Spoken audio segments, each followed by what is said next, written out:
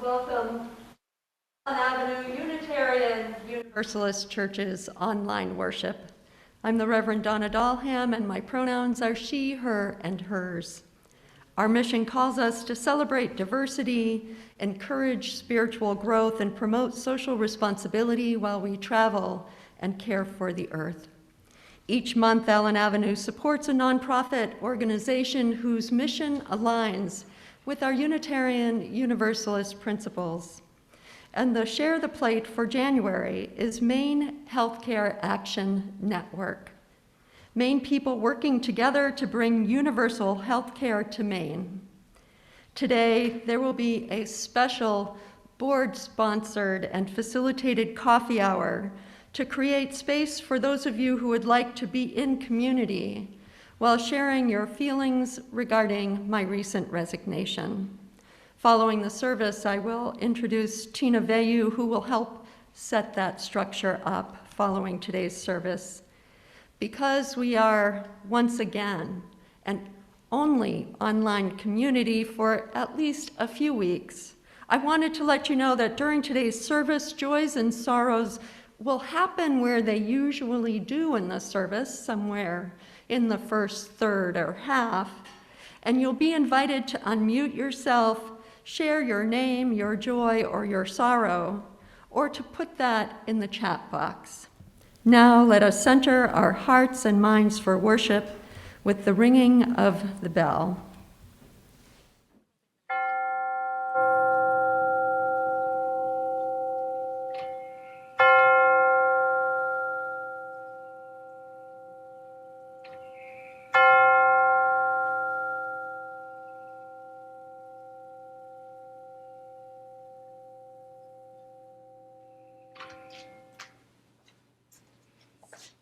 May this space be a table that is not complete until all are welcome.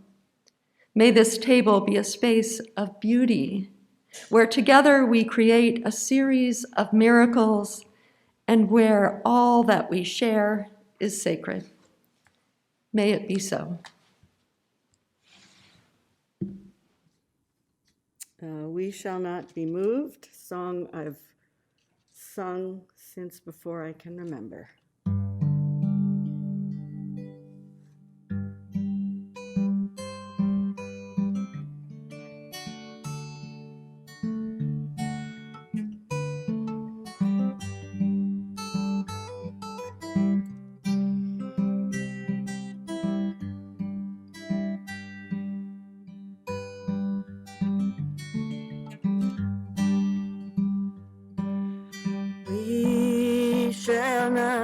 We shall not be moved. We shall not be moved, just like a tree planted by the water. We shall not be moved. Fighting for our freedoms, we shall not be moved. Fighting for our freedoms, we shall not be moved, just like a tree planted by the water. We shall not be moved. We shall not be moved. We shall not be moved, just like a tree planted by the water. We shall not be moved. Standing strong together, we shall not be moved. Standing strong together, we shall not be moved, just like a tree planted by the water. We shall not be moved.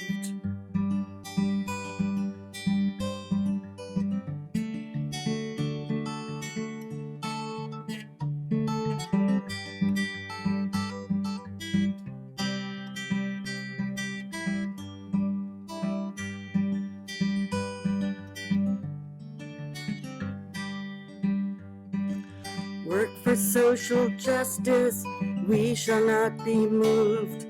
Work for social justice, we shall not be moved, just like a tree planted by the water. We shall not be moved. We shall not be moved. We shall not be moved, just like a tree planted by the water. We shall not be moved.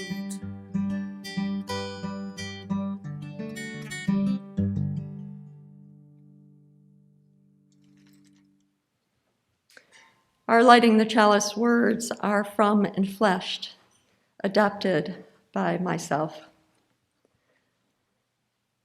Holy are the moments that catch our breath, catch our attention, catch us off guard with the wonders of being alive.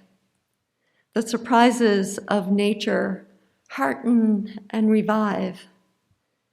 The light of our chalice illumines our intentional way forward. The world is pouring out blessings of beauty among the challenges. Kinship and community enable lasting joy. The faithful gifts of life and community are simple and abundant. We light our chalice this morning as a reminder today that we are in community together.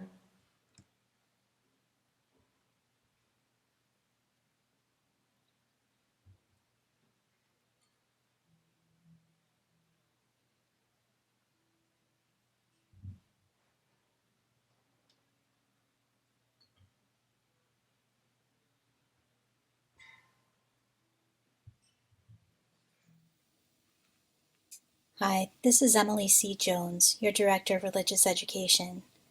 Today we're going to be hearing the story of The Mitten, a Ukrainian folktale adapted and illustrated by Jan Brett. Once there was a boy named Nicky who wanted his new mittens made from wool as white as snow. At first his grandmother, Baba, did not want to knit white mittens. "If you drop one in the snow," she warned, "you'll never find it." But Nicky wanted snow-white mittens, and finally Baba made them. After she finished, she said, "When you come home, first I will look to see if you are safe and sound, but then I will look to see if you still have your snow-white mittens." So off Nicky went, and it wasn't long until one of his new mittens dropped in the snow and was left behind. A mole, tired from tunneling along, discovered the mitten and burrowed inside. It was cozy and warm and just the right size, so he decided to stay. A snowshoe rabbit came hopping by. He stopped for a moment to admire his winter coat. It was then that he saw the mitten. He wiggled in, feet first.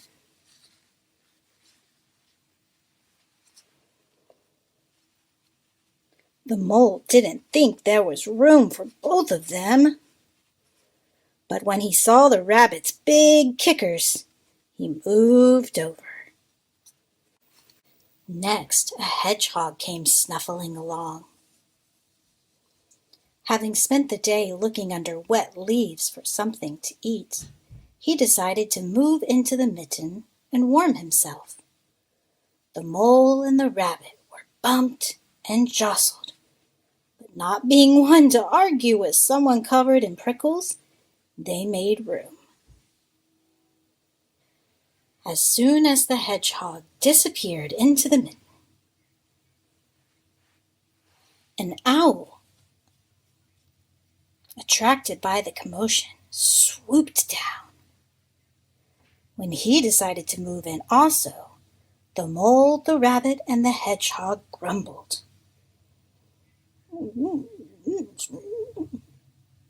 But when they saw the owl's glinty talons, they quickly let him in.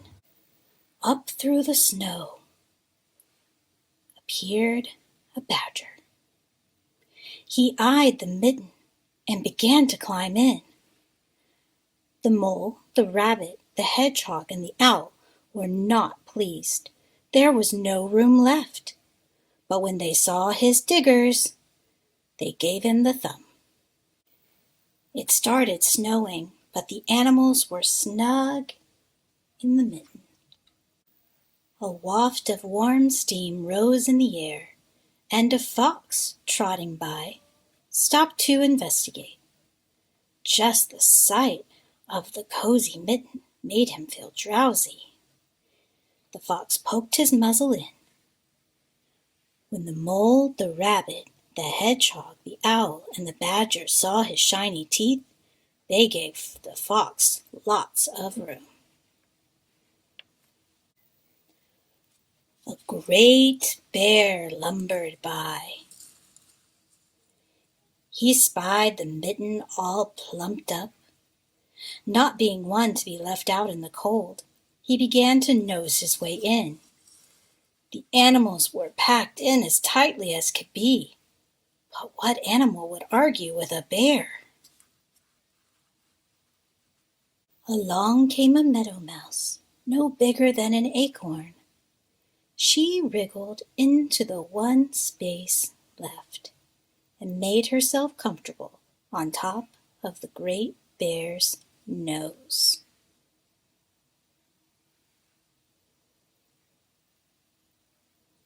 The bear, tickled by the mouse's whiskers, gave an enormous sneeze. Ah, ah, ah, choo! The force of the sneeze shot the mitten up into the sky and scattered the animals in all directions.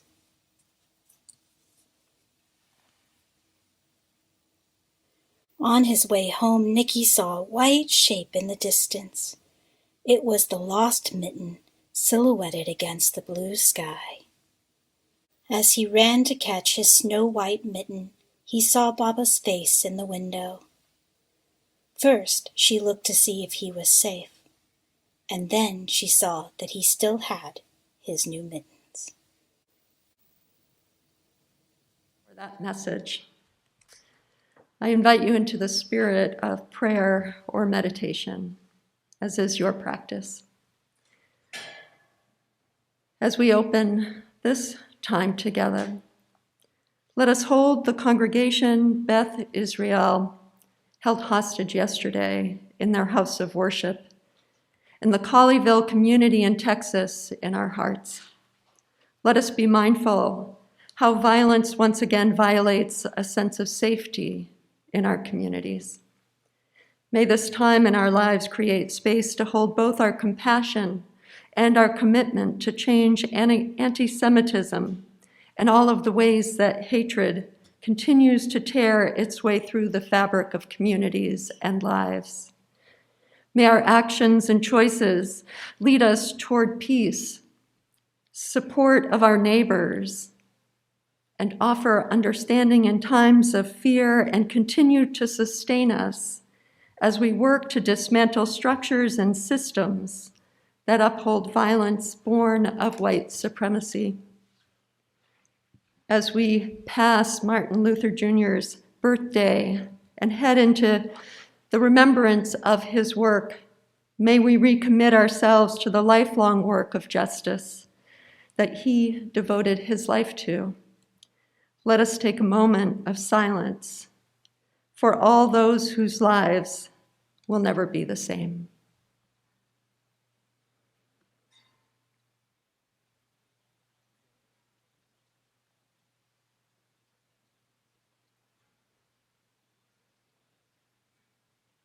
I invite you to hear these words of the Reverend Vanessa Southern. So much undone, so much to do, so much to heal in us and the world, so much to acquire, a meal, a healthy body, a fit one, a lover, a job, a better job, proof we are enough just around the corner now. And up against it, the reality of all that falls short and the limits of today. We honor the limits. If your body won't do what it used to for right now, let it be enough. If your mind won't stop racing or can't think of the word, let it be enough. If you are here utterly alone and in despair, be all that here with us. If today you cannot sing because your throat hurts or you don't have the heart for music, be silent. When the offering is invited, if you don't have money to give or the heart to give, let it pass. The world won't stop spinning on her axis if you don't rise to all occasions today. Love won't cease to flow in your direction. Your heart won't stop beating. All won't be lost. You are part of the plan for this world's salvation.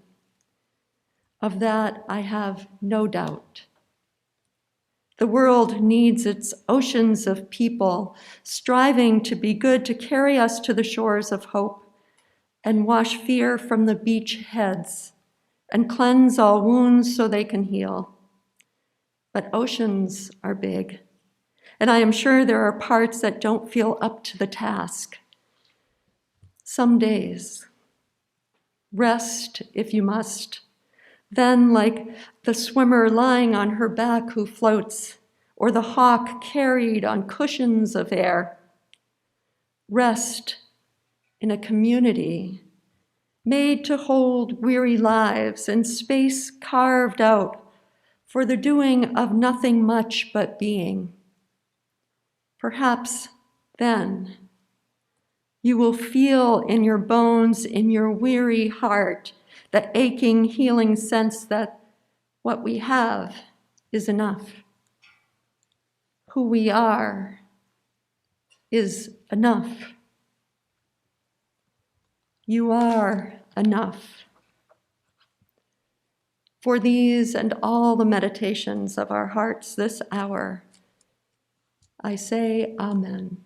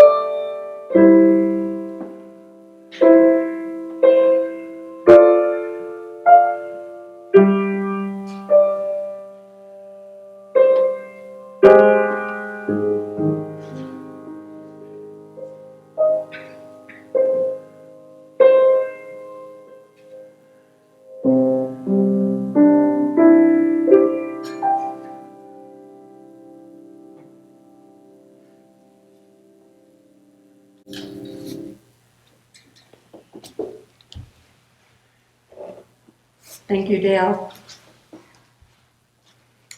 Our reading this morning are the words of the Reverend Lynn Unger.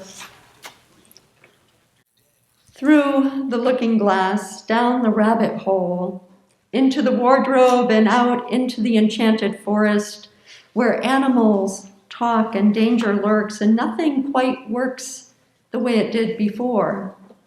You have fallen into a new story.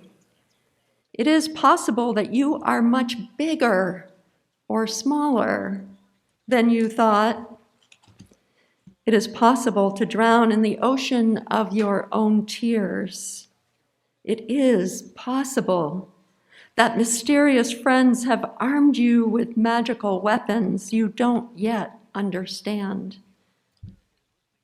but which you will need to save your own life and the world. Everything here is foreign. Nothing quite makes sense. That's how it works. Do not confuse the beginning of the story with the end. Our stories are weaved from beginnings and endings intertwined together. Our stories are weaved when we make room in the mitten for one more soul.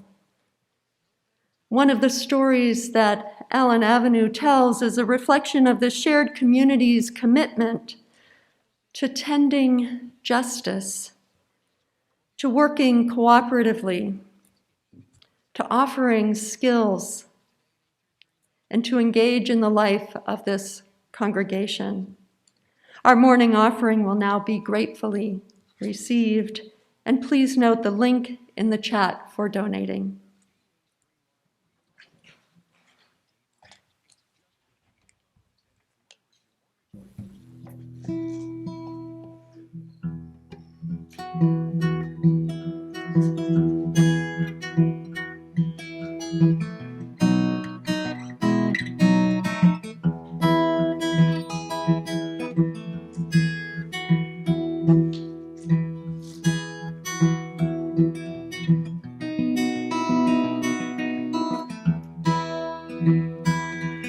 I'll lay down my sword and shield down by the riverside, down by the riverside, down by the riverside. Gonna lay down my sword and shield down by the riverside, study war no more.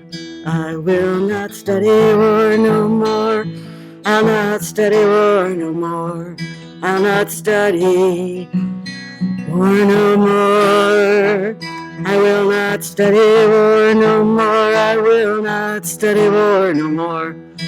I'll not study war no more. Gonna talk to the Prince of Peace down by the riverside, down by the riverside, down by the riverside. Gonna talk to the Prince of Peace down by the riverside and study war no more.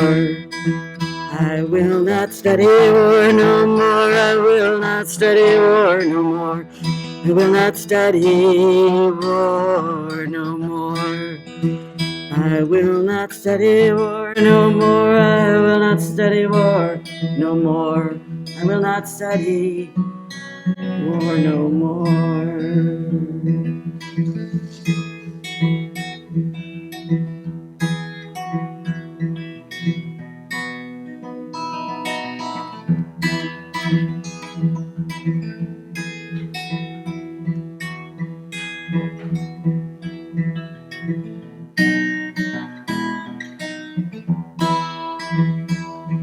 Gonna be friends with everyone down by the riverside, down by the riverside, down by the riverside. Gonna be friends with everyone down by the riverside.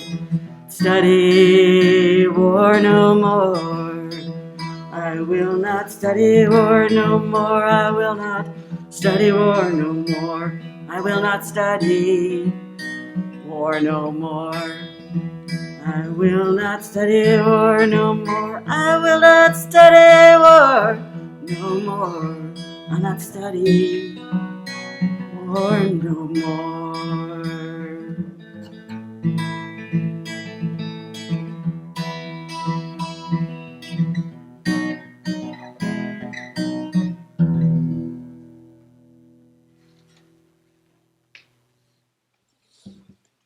I've shared some of this with some of you. And so for those of you who end up sitting at home watching the Zoom screen, listening, going, I knew that, I invite you to imagine you're hearing it for the first time. Most mornings, I spend my time watching the sunrise with a cup of coffee. That's the part I thought some of you already know.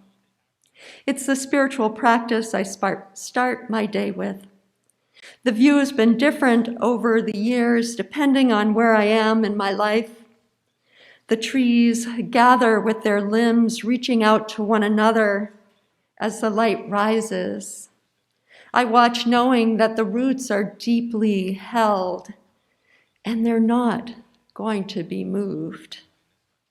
I gather up my coffee and return to sit in the early dawn of the day, my chair at the right angles in some places so I just have the view of the trees. Because if I move, all I'll see is the top of the homes of my neighbors. I catch a glimpse at this 4 or 5 a.m. of a quiet environment, and mostly it's just me and my coffee and the daily troop of acrobatic squirrels. We spend time together. They are a daring bunch, and they leap and run from limb to limb, jumping sometimes from tree to tree. I think they generally have their direction in mind, their vision, if you will, but they don't have a well choreographed approach of how they'll get where they're going.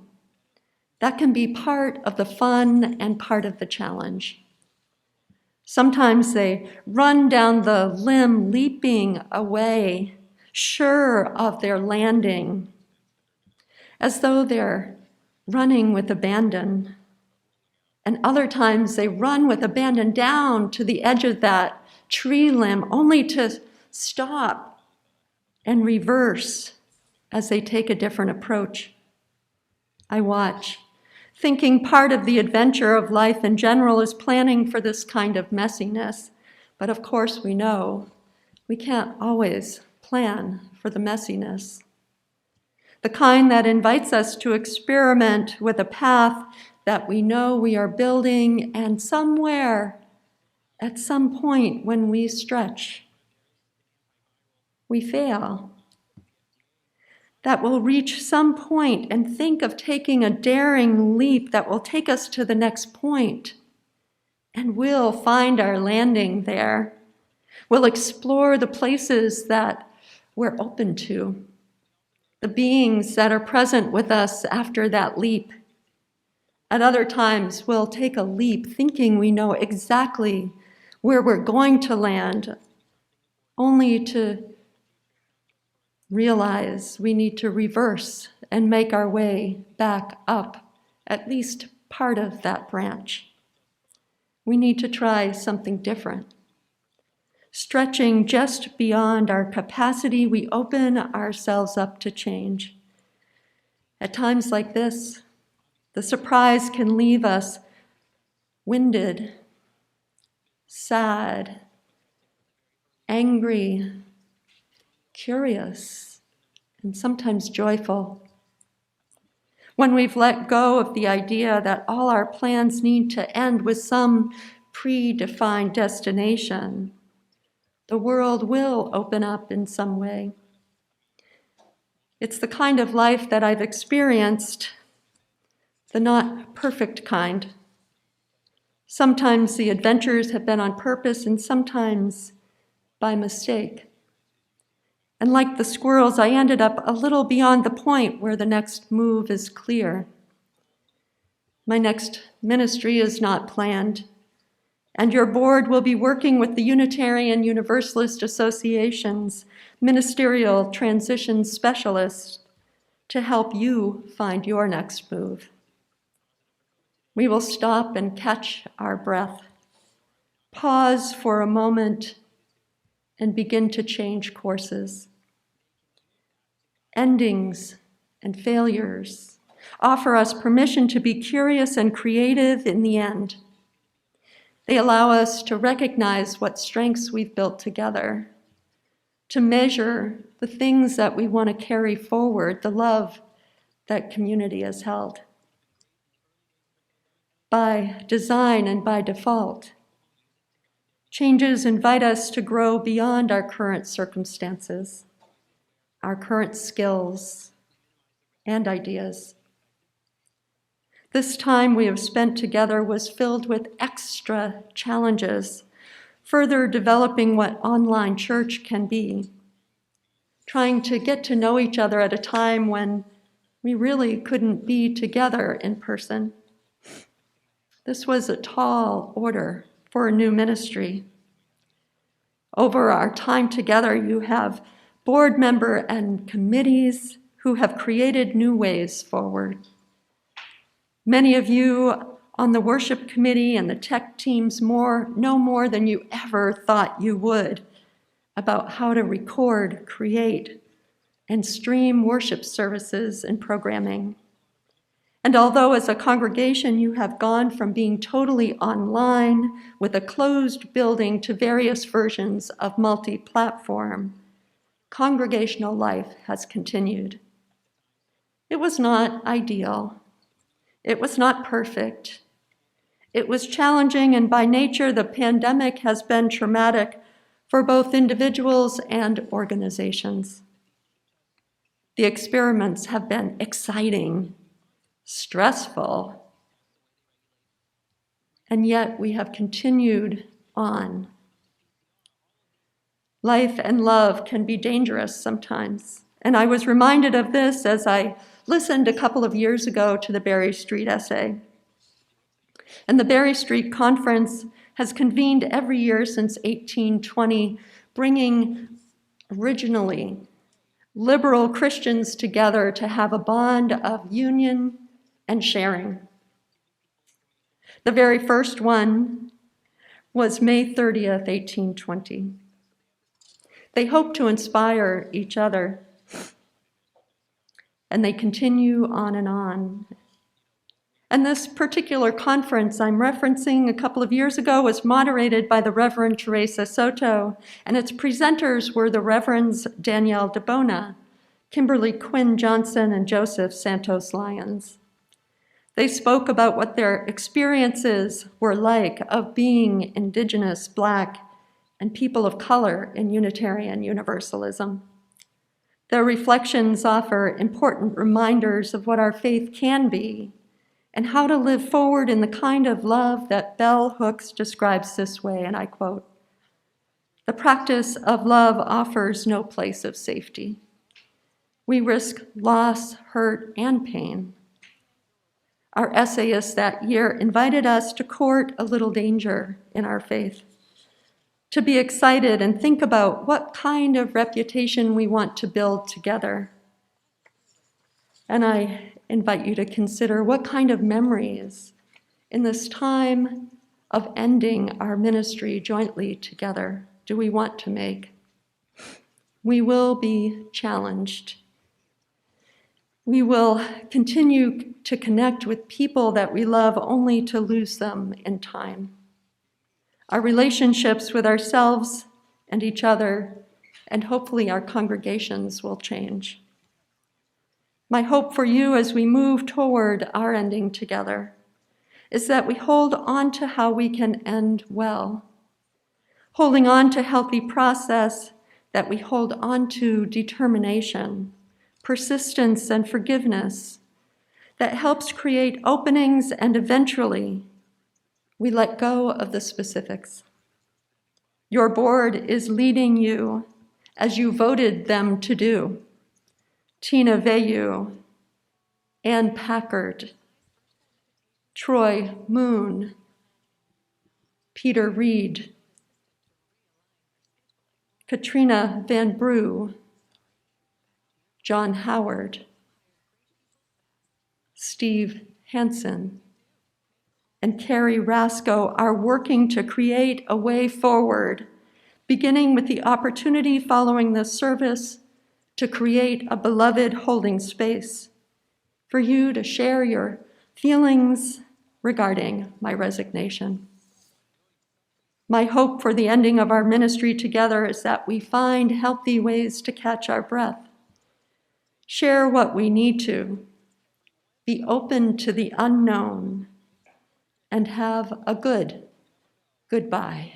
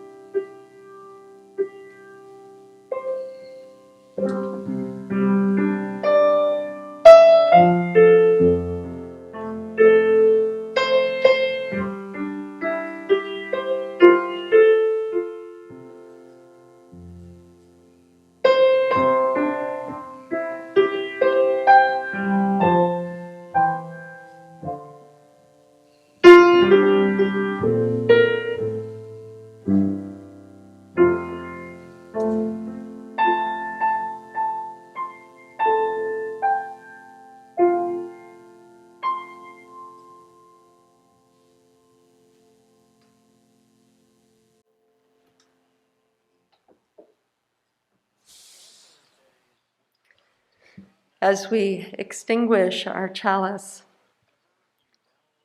may our lives reflect the opportunity to change weapons into plowshares, to make room for new people, to remember that love is a guiding force. We extinguish our chalice, but not all that it symbolizes and holds.